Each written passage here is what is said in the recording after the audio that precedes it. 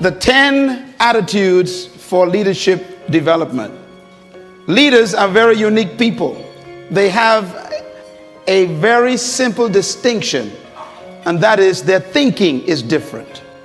Leaders do not think like followers. Leaders used to be followers, all of them. If you want to be an impactful personality, you have to develop certain types of thinking and perceptions that change the way you see yourself and see the world. I call this the spirit of leadership. Now, there are only 2 animals on the planet that the Creator identified himself with. I've read hundreds of books, and that's my commitment. For the last 20 years, I've been reading 4 books a month. And that gives you an idea of how much reading I do. Because if you're going to become influenced in the world, you have to be a reader. And when I read the Bible, I was shocked to find that there are 2 animals that the Creator identified himself with. The first one is the eagle, and the second animal is the lion. And when I identified those 2 animals as his favorite to identify himself with, I recognized I better study these 2 animals, because if he is the leader of the universe and I want to be a leader on earth, I better find out the nature of these animals and also the attitude of these animals. And I discovered that both of them are the kings of their domain. The eagle is the king of the bird kingdom, and the lion is the king of the animal kingdom. Well, I want to talk about the lion today, even though I can do a session on the eagle, which is very important. But let's talk a little bit about the lion. The lion has what I call the spirit of leadership. And this word spirit here is referring to attitude. A leader has an attitude that makes him or her different from followers. And the lion exhibits that attitude. We have to cultivate the same attitudes that the lion has, because the lion apparently has been given the same attitudes that God himself identifies with, and he put it in these creatures. And apparently you and I are supposed to be the king of the animal kingdom, the rulers of all animals. So obviously we have somewhere trapped on the inside these same potential attitudes. Now, the lion is the king of the jungle, but the lion to me is a great source of encouragement to all of us. Number 1, the lion is not the tallest animal in the jungle. Number 2, the lion is not the largest animal in the jungle. Number 3, the lion is not the heaviest animal in the jungle. Number 4, the lion is not the smartest animal or the most intelligent animal in the jungle. And yet, the lion is the king. You don't need to be intelligent. You don't need to be smart. You don't need to have a certain height. You don't need to have a certain weight. You don't need to have any kind of advantage. And yet you can be the leader. Now, what's the main thing that shocks me about the lion is that the lion is not larger than the giraffe, bigger than the elephant, or heavier than the hippo. He's not as smart as the hyena or the snake. And yet, when he shows up, they all run away. The lion, therefore, cancels all of your excuses for not becoming a leader. What makes the lion so unique? An army of sheep led by a lion will always defeat an army of lions led by a sheep, because leadership can transform cowards into violent warriors. Why would a lion become the king of the jungle when he has all of those limitations? He's not the tallest, not the strongest, not the smartest, not the heaviest, not the most intelligent, but yet he runs things. The lion is the king of the jungle because of one word: attitude. The lion has a different attitude that makes every animal afraid of him. Now, we don't want to lead by fear, but it does take respect for you to become a leader. When I use the word fear in the jungle, we're talking about respect. The elephant respects the lion. The hyenas respect the lion. The giraffes, they respect the lion. What makes these massive animals respect such a small cat? The attitude is the difference. For example, a lion will see an elephant And the thing that comes to his mind, one word, lunch.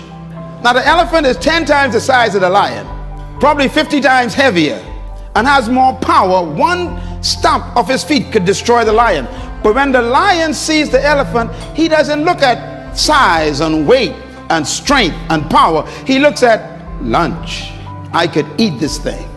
And he acts the way he thinks. You see, the size is not the problem. The weight of the elephant is not his concern. What makes him act is the way he thinks. And because he thinks he can eat the elephant, he attacks him. Leadership attitude. Now here's another amazing mystery. The elephant is larger, bigger, stronger, more powerful, heavier, and more intelligent. And yet when the elephant sees the lion, one word comes to mind: eater. The elephant is controlled by the way he thinks. He thinks that he is lunch. Therefore, his size, his weight, his power, his might, his authority is a victim of the way he thinks. It doesn't matter how big you are, how intelligent you are, how many degrees you get. It's your mind that keeps you small.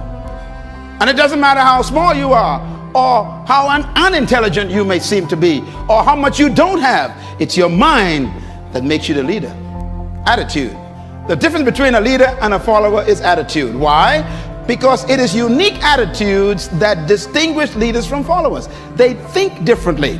And that's because attitudes produce certain behaviors. And those behaviors stretch the leader beyond their limitations of the norm. In other words, it is the thinking of the person that makes them see circumstances differently. How do you think? Write this down. Attitude is a product of belief. This is very important to develop your leadership. Attitude is a product of belief. You cannot have an attitude beyond your belief. So your attitude comes from your belief system. The lion is the king because of what he believes about himself and what he believes about the elephant and the giraffe. He believes that they are lunch, and he believes he can eat them. His belief system controls the whole situation when they meet. I was born in a house on 4 rocks, 2 bedrooms, 11 kids, 1 mother, 1 father. 1 bedroom for my mom and dad, the other for my 7 sisters. And of course the boys had to find somewhere to sleep. I remember sleeping on a mattress on the floor. I remember sleeping on one time on a mat, and that sheet never kept the mosquitoes out. All around me was poverty, but we didn't know that because everybody was poor. The only way you know you're poor is when you meet a rich person. And there I was sleeping on the floor. Wonderful family. They loved me. We loved one another. My parents loved us. We loved them. We had a great family, but we didn't have much. And every opportunity was around me to think negative. I was on the other side with alcoholics all over the place. And I remember my mother and father would tell us things to fix our belief system. They would say, you can do anything you want to do, son. And they said that when I was sleeping on the floor. They were working on my belief system. And then they taught us the Bible. Now, I don't know about you and your belief about the Bible made me what I am today, so don't you talk bad about the Bible. And if you don't believe in the Bible, that's okay. I'm doing just fine, believe me. And the Bible helped me become what I am. But it was that book that checked my thinking. Ephesians 3 verse 20. Don't you laugh at the Bible. The verse said, now unto him who is able to do exceedingly abundantly above, far beyond all you can ever ask, think, or imagine, according to the power that worketh within you. I went from an F student to an A student in 1 semester because of my belief system. I graduated head boy. It was my what? Belief system. No one can live beyond the limits of their belief. So if you want to live beyond what you're living now, you have to change your belief system. Leaders are born when you have the discovery of a new belief system. The secret to anyone rising is what happens in their belief system. Your life is what you think it should be. That's exactly what you are right now. You are what you thought you should be. And if you don't like who you are, you got to change what you think you should be. That's how leaders are born. No amount of training in leadership skills or management methods or titles No amount of promotion or associations with rich people or smart people can ever substitute for the right attitude. No substitute for it. As a matter of fact, your leadership development is determined by, number one, your perception of who you are. Number two, by why you think you exist. And number three, these are very important, your sense of significance. I am giving you my secret to life right here. What brought me from the floor to flying my own jet is these simple statements here. You got to first change your perception of who you are. And that starts with a belief system. Secondly, you must change your perception of why you think you exist. And number three, your sense of significance. Your perception of who you are. You've got to change it. And most of our perceptions are other people's concepts of us, and therefore we don't have self-concept, we got other concept. What is your perception of who you are? And the second one, why do you think you exist? You got to discover that you were born for something. Some reason, there's some purpose for your life. If you don't discover that, you'll always have a job, and we'll bury you in an average grave with an average tombstone. Discover that you are important to the human race, you are important to the world, you are important to your universe. When I had to grapple with that question, it was tough, because I've been taught by society, like you have, that you are just a social security number or some NIB number, or you're some just kind of a worker in the system. But that's not true. You were born to do something very significant in the world, and you have to get to the point where you believe that. Cultivating these attitudes are the key to becoming a leader. Now, when attitudes of leadership is married to the ability of leadership, then you become a leader. You can have potential, but if you don't have the belief, your potential becomes a victim of your present belief. Remember the elephant?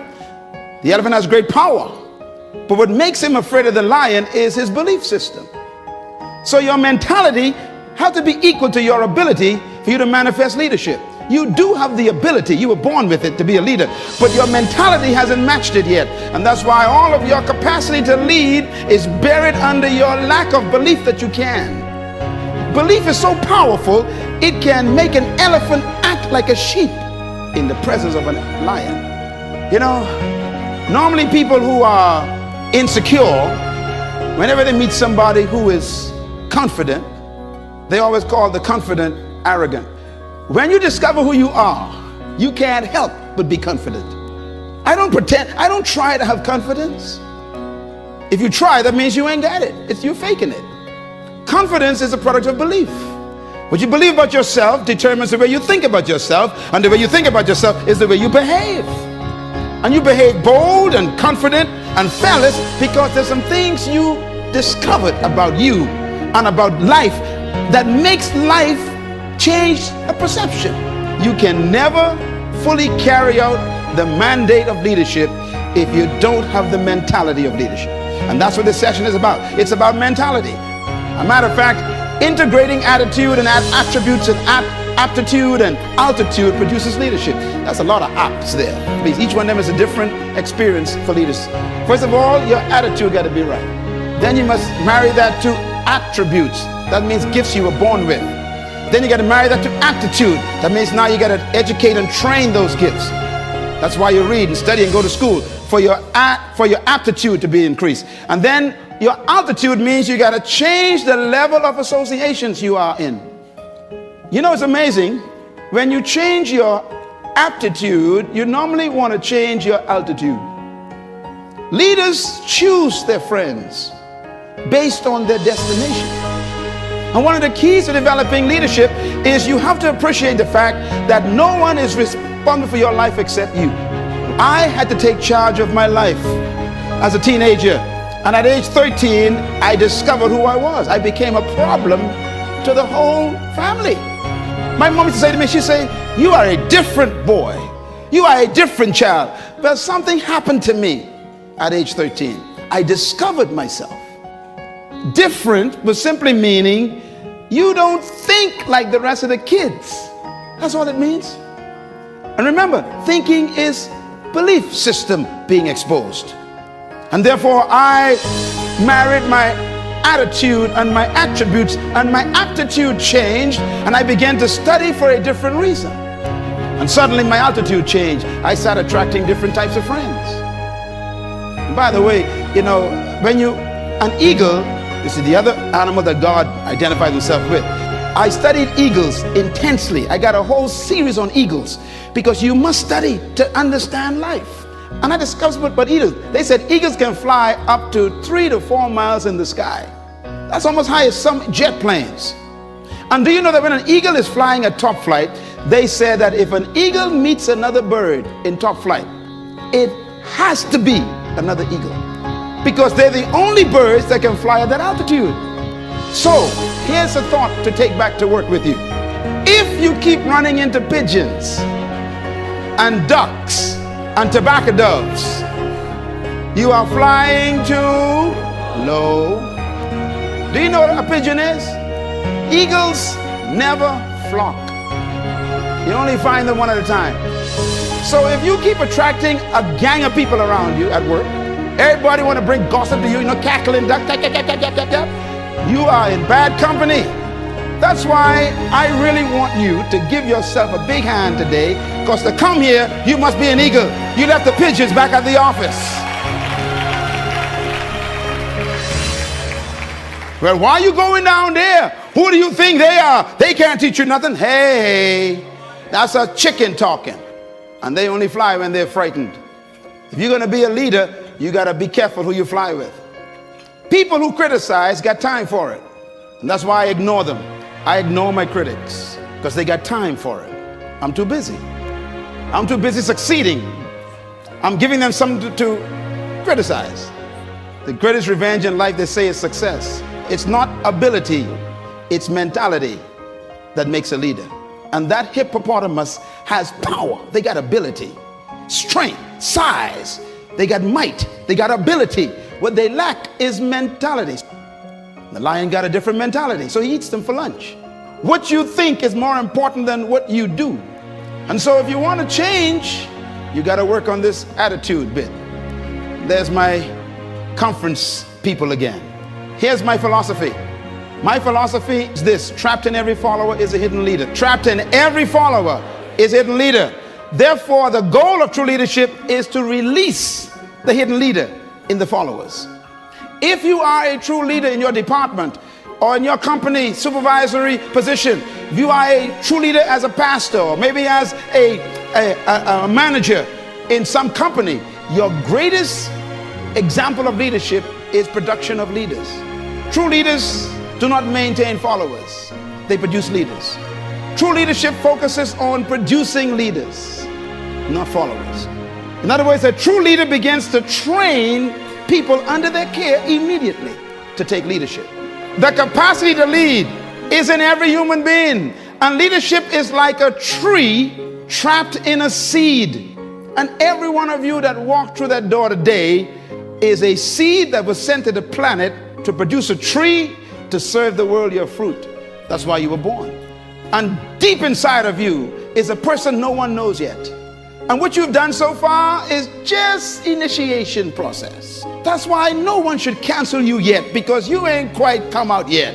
Leadership manifestation requires the right environment. You know, a seed can be placed on a windowsill in your tiled bathroom and stay there for 50 years and the tree never come out.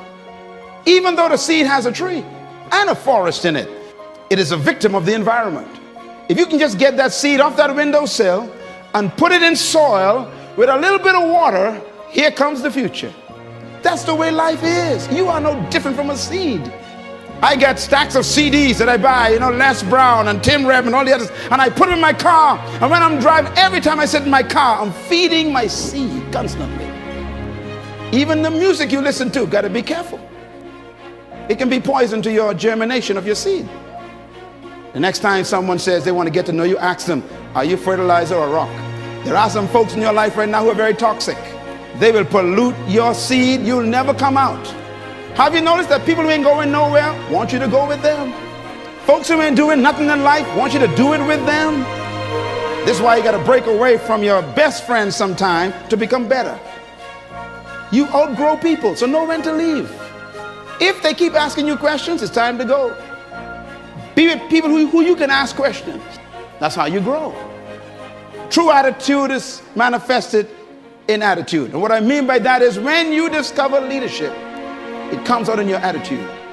An attitude must be a product of your belief system. Everybody in here have attitude. Everybody. What's about the leadership attitude? There are two types of concepts. The first one is the leadership spirit and the spirit of leadership. Two different concepts. The leadership spirit is what you were born with. Your ability, you never receive it, you came with it. But your ability that you were born with is trapped by the mentality that they gave you from your culture. This is why to be great, you got to divorce yourself from your traditions and your culture. Because convention makes no room for creativity.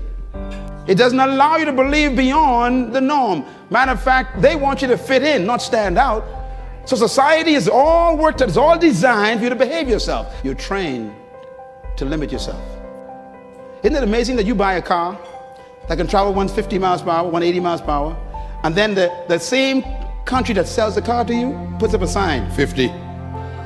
No, you never thought about that. That's a problem. Yeah, see, Ford Motor Company makes the car to make 180, and then they make sure you only can travel 50.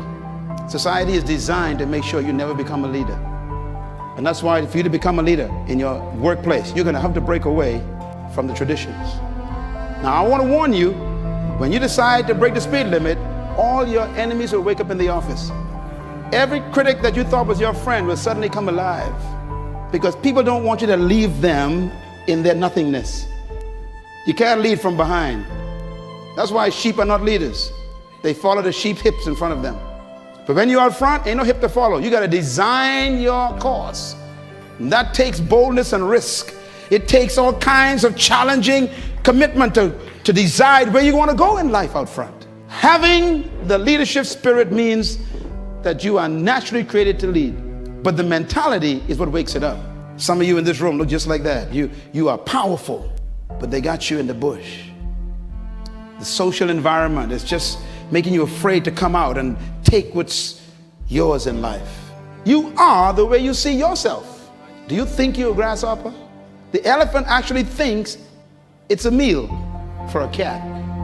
The mindset of a leader is what changes his attitude toward life and himself. The spirit of leadership refers to attitudes, mentality, and mindset. And that's been the key to all great leaders. And sometimes that spirit comes forth under pressure. Many leaders in history are products of circumstances that force them to think differently. That's what makes them emerge as leaders. The spirit of leadership is a mindset. It dictates your motivation. It is revealed in your response to your environment. The spirit of leadership is a perception of yourself and the world. How do you see the world? The spirit of leadership is your convictions that regulate your thoughts about yourself and people. The spirit of leadership is your personal, private philosophy of life. How you think about life and yourself. The spirit of leadership is your thoughts about oneself and one's environment. It is your belief system which controls your behavior. The spirit of leadership is the source of your action, which determines the response and how you interpret the world. This is very important. I see the world differently from most people because of my belief system, which becomes my attitude creator. So I don't panic over nothing. I don't panic. Panic is a product of a certain belief system, and therefore it is your mental conditioning. Success keeps the right company all the time. You have to nurture yourself so that you can produce the right attitudes. And nurture means to feed yourself the right information. We are what we think, and we become what we continue to think. You tell your kids, go read the book, go read your homework, and then you watch TV. They're confused. Your kids will value what you value. If you value TV, they're going to hate books.